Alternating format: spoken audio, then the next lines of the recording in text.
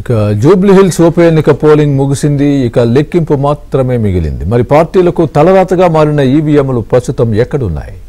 Counting వరకు strong రూమ్లకు ఎలాంటి భద్రత కల్పించారు?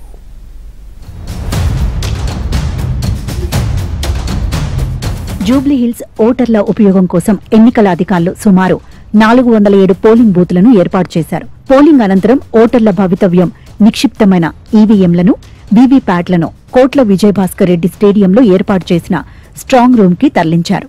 స్ట్రాంగ్ రూమ్ పూర్తిగా పోలీసుల రక్షణ వలయంలో ఉంది. స్టేడియంకు ఎన్నికల అధికారులు 3 అంచెల భద్రతను కల్పించారు. పారామిలిటరీ బలగాలు, పోలీసులు స్ట్రాంగ్ రూమ్ కు భద్రతగా ఉన్నారు. కోట్ల విజయభాస్కర్ రెడ్డి స్టేడియం చుట్టూ అధికారులు 144 సెక్షన్ విధించారు. స్ట్రాంగ్ రూమ్ వద్ద మాత్రమే కాకుండా పరిసర ప్రాంతాల్లో కూడా సీసీ కెమెరాలు ఏర్పాటు చేశారు. ఇంటిగ్రేటెడ్ కమాండ్ కంట్రోల్ సెంటర్ నుంచి 24 గంటల పాటు సీసీ కెమెరాల ద్వారా అధికారులు స్ట్రాంగ్ రూమ్ ను పర్యవేక్షిస్తున్నారు.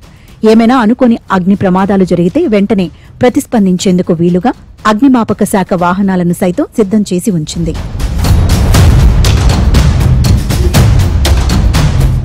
ఎన్నికల కమిషన్ అనుమతి ఉన్న వారికి స్ట్రాంగ్ రూంలోకి ప్రవేశం కల్పిస్తున్నారు.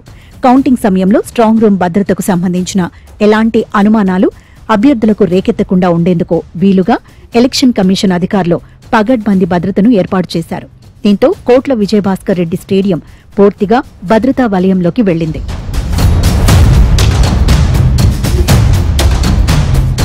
మరోవైపు మంగళవారం ఎన్నికల సందర్భంగా యూసఫ్గూడ పోలింగ్ కేంద్రాల వద్ద బీఆర్ఎస్ ఎమ్మెల్యే పాడి కౌశిక్ రెడ్డి హల్చల్ చేశారు. దీంతో ఆయనపై మధురానగర్ పోలీసులు కేసు నమోదు చేశారు.